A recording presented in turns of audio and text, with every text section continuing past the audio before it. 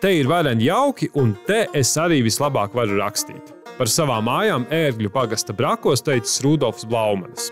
Šo vietu, kas rakstniekam bijusi tik svarīga un kas sevī glabās senas vērtības, nu iepazīst arī Keita un Nikija. Šajā sētā ir 8 ēkas. Pirms vēl intervijas mēs ar Nikiju nedaudz pastaigājām pa teritoriju un iepazinām tās. Ir interesanti, jo dažās no tām atrodas seno laiku rati, mēs apskatījām, kur dzīvoja zirdziņi, kur izvietots dzimtes koks. Nu, bija interesanti. Dzīvojamā māja, klēts, zirgu stallis, labības klēts, kūts ar vāgūzi un sīklopu kūts. Vislielākā Brakos ir Rija, kur ir gan labība kaltēta, gan pie liniem strādāts, gan graudiņu smala, maltuve bija. Un pati maziņākā, kas ir nostāk no pārējām, blakus pie dīķīša, tā ir pirtiņa, kur mūsu senči gāja mazgāties. Tā bija arī kā dziedinātava, un bērniņi tur nāca pasaulē.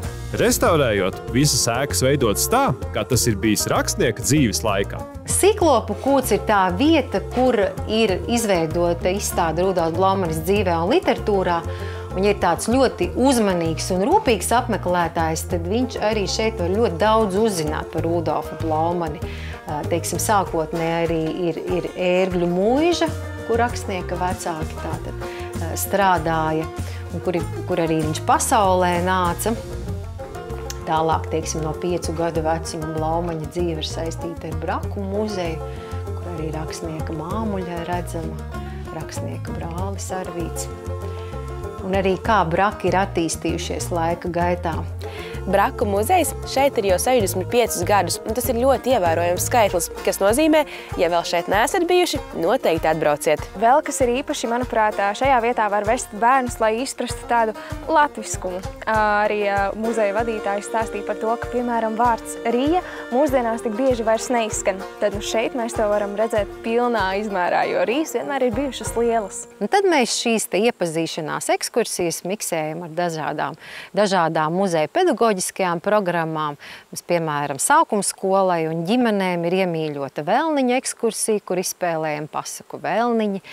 Tad universāla muzeja pedagoģiskā ir iepazīsti Silmaču sētas, Skrodardienas Silmačos, kur runājam par Blaumaņu šo unikālo komēdiju. Šajā vietā rakstnieka dzīves stāstu var izzināt arī caur viņa darbiem. Piemēram, novelē Nāves ēnā kā prototips ir pieminēts arī viņa tēvs.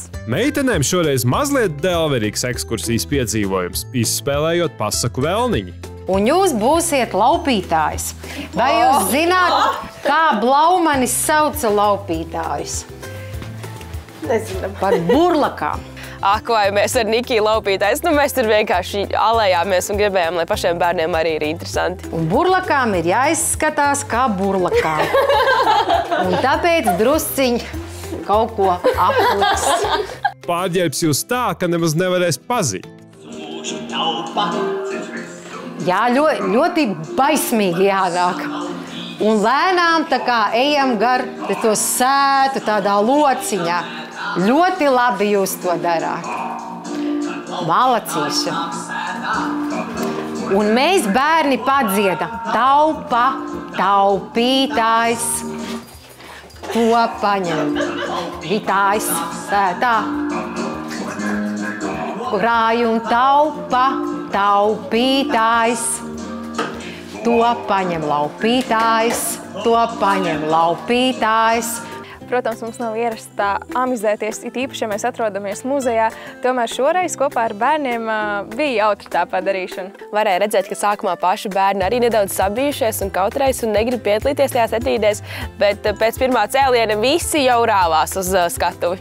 Un tā mūsu Velniņi skrēja pa lielu garu alu, kamēr nonāca virszemē. Varat rociņās sadoties un apgriezties riņķī, jo abi Velniņi bija ļoti lieli palaidņi. Manuprāt, šādas etīdes ir lielisks veids, kā atsvaidzināt vispār tādu muzeja ekskursiju un darīt bērniem tādu, varbūt pastiprināt interesi par šiem darbiem. Varbūt, ka kāds no viņiem aiziet mājās, labprāt to izlasīt vēlreiz.